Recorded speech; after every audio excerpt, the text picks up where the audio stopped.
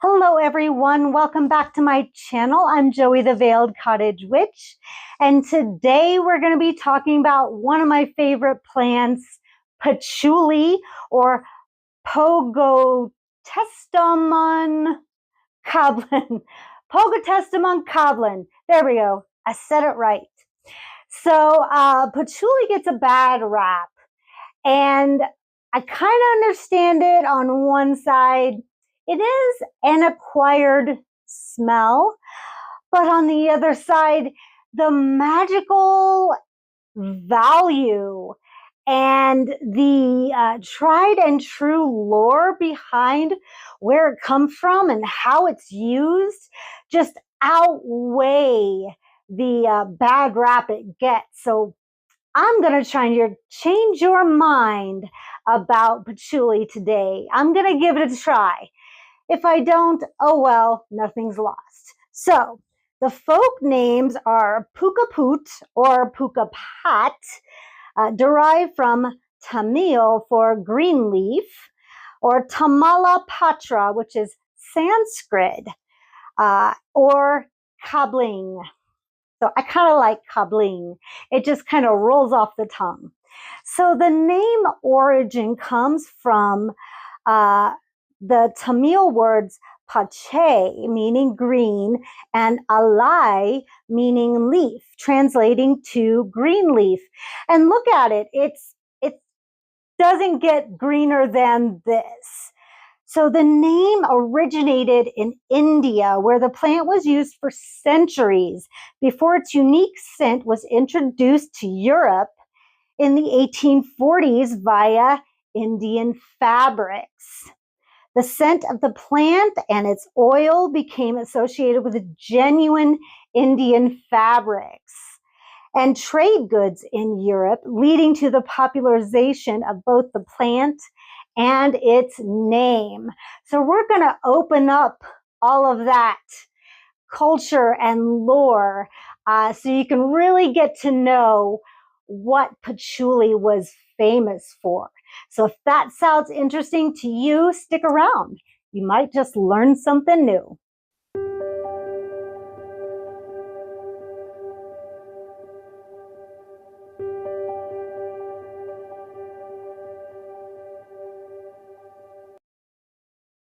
All right, so it has interesting folklore, this patchouli.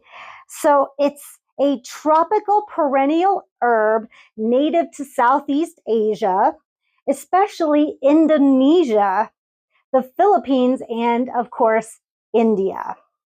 So now, King Tut himself, yes, that King Tut, there isn't another one, was buried with 10 gallons of patchouli. 10 gallons. That's a lot of dang patchouli, right? So its applications endured as a staple of the ruling Roman Empire. Now, in 2023, a team of archaeologists unearthed an exquisite little quartz vessel in the ancient ruins of Carmona, still perfectly sealed. Inside was a patchouli-scented ointment more than 2,000 years old. The fine casing implying that the contents were highly valuable. Yeah, this stuff was not cheap back in that day. I mean, we're talking really expensive. So the history of patchouli arriving in the West is inextricably bound up with the history of Kashmiri shawls. Beautiful, ornate woolen shawls have been woven in the Kashmir Valley on the border of India and Pakistan for many centuries. So like documented to the 11th century and believed to go back to the 3rd century AD. and have been widely known as a luxurious status symbol for just as long. So they were woven from yarn spun from the soft undercoat hairs of the Changtani goat. Look at this cutie pie. I want one. And I showed my wife, and she wants one too. But can you imagine taking care of one? You would have to take care of it very, very carefully. So they have to be raised at high altitudes in order for the goats to produce such delicate, silky fibers. The hair and resulting yarn is extremely fine textured and is known as cashmere or a pashmina, referring to the finest grade of cashmere. So one shawl could take a team of weavers many months, up to a couple of years to produce. And the finest shawls cost the equivalent of about $10,000 in today's money. $10,000. They were gifted to and worn by royalty and the ruling elite throughout India, the Middle East and Near East and beyond. Now, by the mid 1700s, the shawls were finding their way into Europe, brought home to England and France by officers with the East India Company as gifts for their wives. And by the late 1700s, there were also textile factories in Scotland, England, and France, creating imitations from fine merino wool and eventually from cashmere yarn imported from the East. So what does this have to do with patchouli? Stick around, I'm getting there. So around 1800, Napoleon Bonaparte acquired one of these shawls while in Egypt and gave it to Empress Josephine as a gift. Now, the shawls then exploded in popularity and were highly sought after, and those in the know considered it essential to acquire an authentic, important cashmere shawl and not one of inferior domestic imitation. A reliable way to tell them apart, at least prior to about 1830, was by their scent.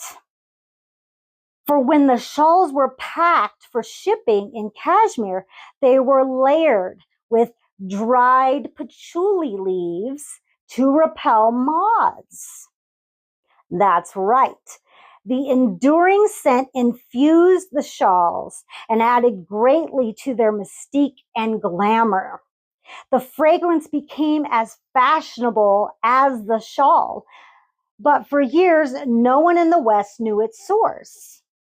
By 1826, French perfumers figured out that the source of the scent was the crumbled brown packing material, and eventually plants were located, imported, and grown in greenhouses. However, the plant that was imported was patchouli.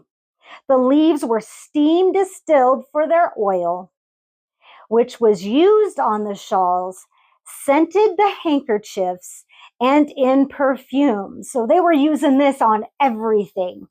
The dried leaves were also used in potpourri to scent parlors and drawing rooms in England. I mean, they were going nuts for this stuff. The shawls and the scent of patchouli were an essential item of fashion from the 1800s and up to about 1870.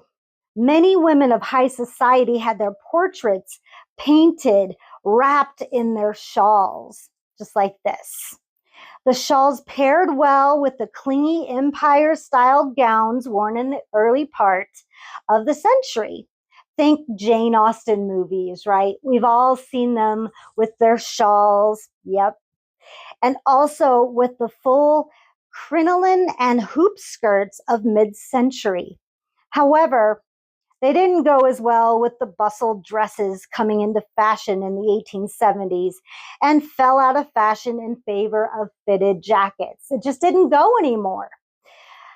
So economic and geopolitical changes also hurt imports. Additionally, the scent of patchouli also gradually fell out of favor as it became associated with extravagance and marital infidelity, as its persistence would often betray the guilty parties. And among respectful women, lighter floral scents like violets and lilac came into style. So it was no longer like fashionable to have these shawls and have that scent anymore. And then finally, in the 1960s, patchouli became a symbolic fragrance of the counterculture and the hippie movement, representing peace, love, and rebellion. It was embraced for its strong, earthy aroma, which was used to mask the odors of communal and natural living, becoming associated with free-spirited, natural lifestyle. Its use in perfumes and incense made it quintessential scent of the era. While its reputation in the West has evolved over time, its emotional and energetic significance remains strong. I love that because I am not a hippie, but I love the smell of patchouli. It makes me think that when I burn it as incense, it makes me think of old head shops. You know, it's just, I smell it and it takes me back like to a past life or something. Because I know I was a hippie in past life. I'm a nonconformist. I'm a rebel. Totally. All right, on to medicinal uses. Now, in ancient Chinese medicine, and here I'll show you, this is you don't get to see the leaves or anything. It's very ground up. Oh my gosh. Smells like dirt, smells like earth, fresh earth. I love it. I love it. And like I said, it's very polarizing. Either you love it or you hate it. Okay.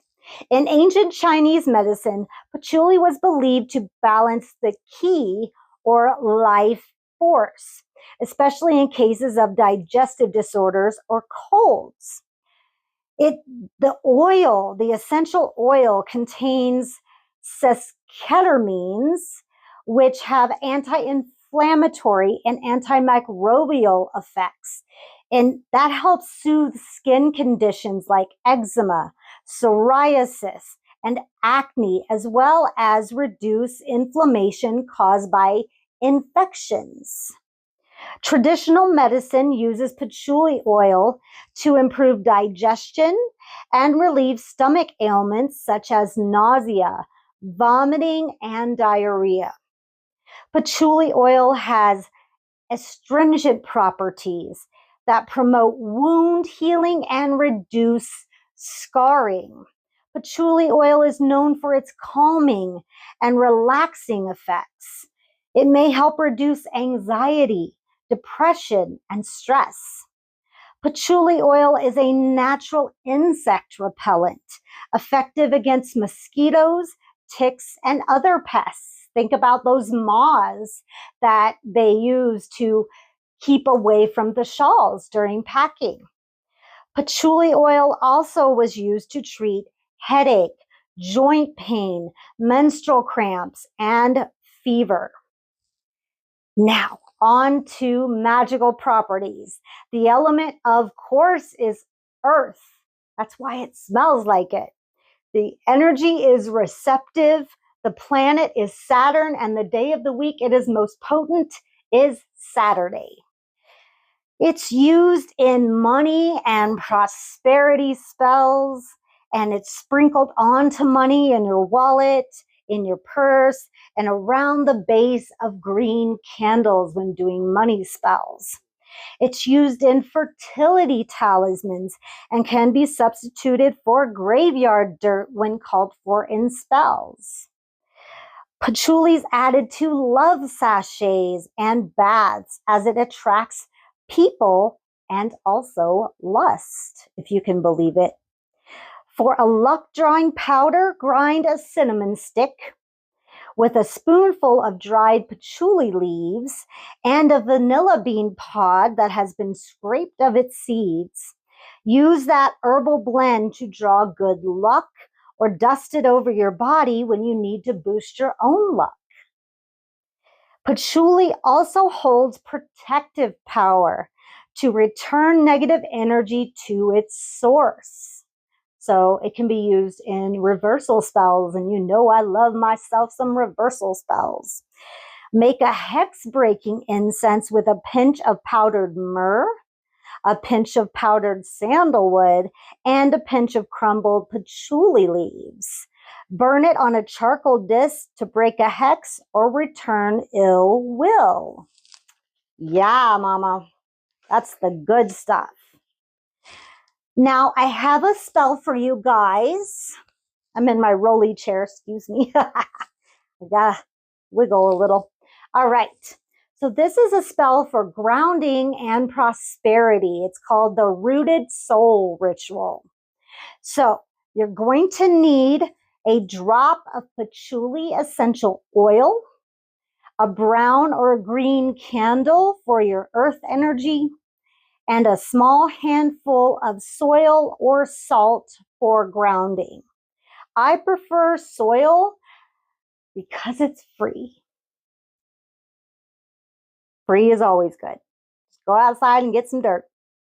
So for the ritual itself, step 1, place the candle before you and surround it with the soil or salt.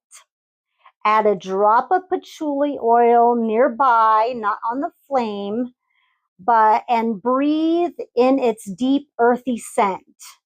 So you can drop it on the plate, or if you have a candle holder, you can just drop it on the candle holder and whisper softly, "Earth below and steady ground.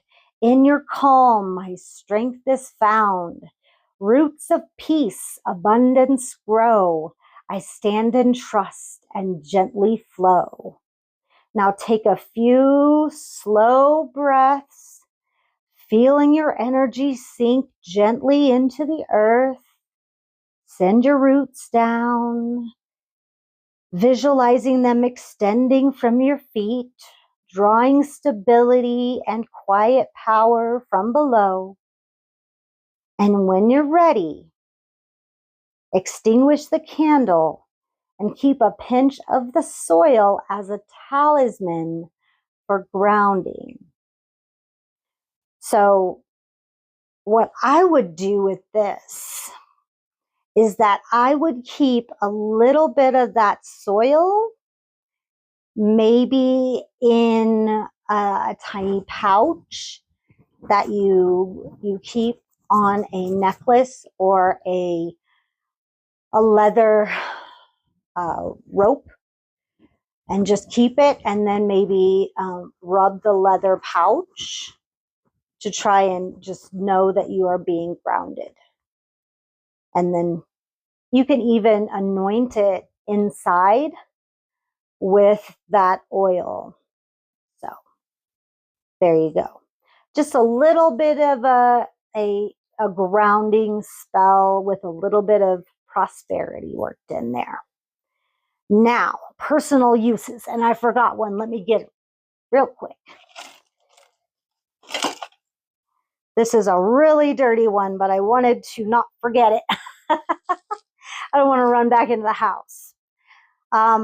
This stuff is amazing. It is arnica muscle relief. I'll put it in the hyperlink down below. This is my equivalent to tiger balm. If you've ever used that, it's a muscle ache and joint pain reliever that you put on topically. And I'm doing this to my shoulder because like my shoulder hurts right now and I could really use it. It's a salve, and once you rub it in, it smells just like tiger balm. If you've ever smelled tiger balm, it's amazing. But I wanted my own. So I kind of like what smells a little bit like tiger balm, and I put some scents together, and this is what I came up with. It is arnica infused almond oil. And then I used, I melted beeswax, 100% organic beeswax in there. And then I used clove oil, eucalyptus, patchouli, and lavender oils, because those are all really good muscle relief for pain and joints and inflammation. So I'll put this down. It's only $13 on my website, my shop. This stuff is awesome if you have any kind of soreness from working out or anything like that. This is amazing. Arthritis pain, it'll knock it right out. So that's the first thing. And then I've got, what do I have here? What do I have? My Earth Booster Oil. This adds any kind of grounding to your spell, any kind of, if you need an earth element added to your spell, it grounds it and puts roots into it. Yes, this has, it's an oil blend of, grapeseed oil base, and then juniper berry, pine, clary sage, clove bud, and patchouli. And then I have our brand new, this is a blend that was invented by Bobby Fierro over at Wild Raven Tarot. Please check his channel out. Yeah, he's amazing. He's our tarot reader. If you book a reading through my website, you book with him. And he made a grounding oil since he needed one to ground him after several readings, because he was really doing back-to-back readings, and he loves this. He takes it with him wherever he goes. Forest Floor. This is awesome. It has grapeseed oil base, horehound, hawthorn berry, cypress, vervain, patchouli, and then sandalwood, pine, cypress, and cedarwood essential oils. This is awesome, awesome grounding oil. And then I have it in my prosperity oil. Awesome, with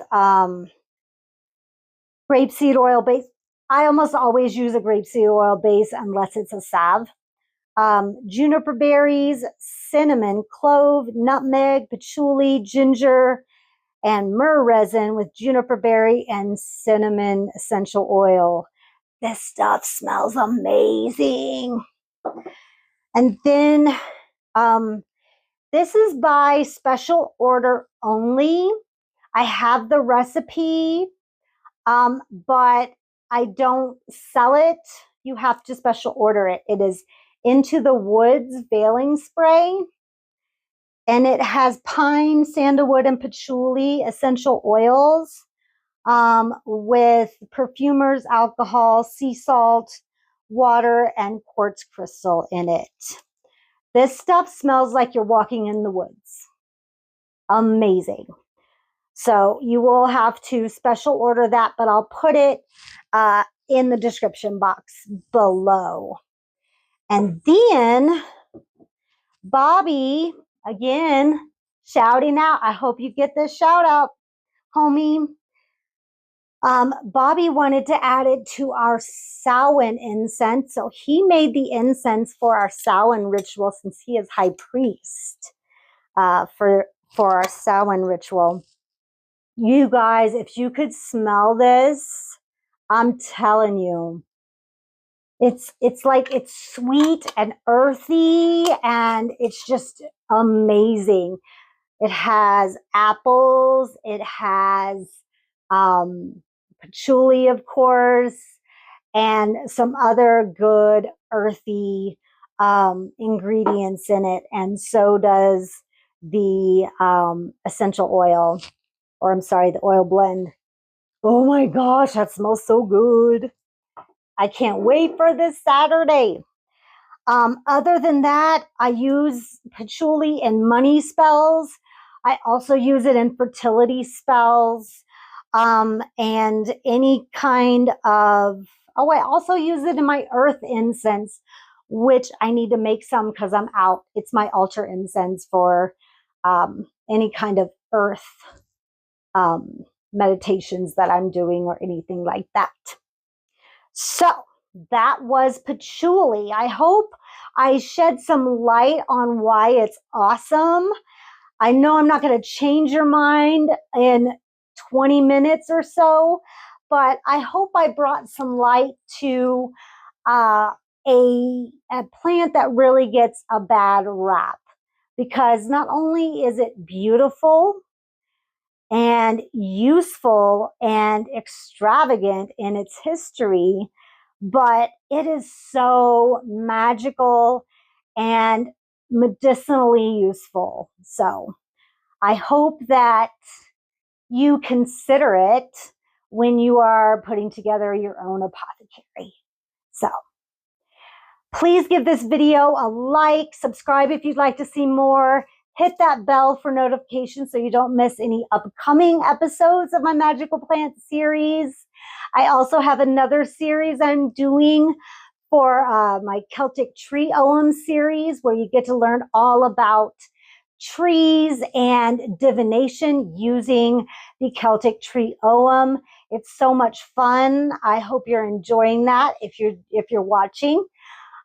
Please visit my website at the Veiled Cottage Witch, where you can book a reading, book a service, book a class. There's going to be upcoming workshops, so be looking for that. You can also shop my holistic healing products and my magical and spell aids as well. Please do remember to, at checkout, enter that code word, all caps veiled, to get your free shipping. That is my gift from me to you, and just for watching this video. So thank you so much. Please remember to do that. If you'd like to financially support this channel, you can do so by buying me a coffee. All the details are down below, or you could just scan this QR code right here, but absolutely no pressure. Just live your best life and live for yourself. I'll see you guys on the next one. Bye.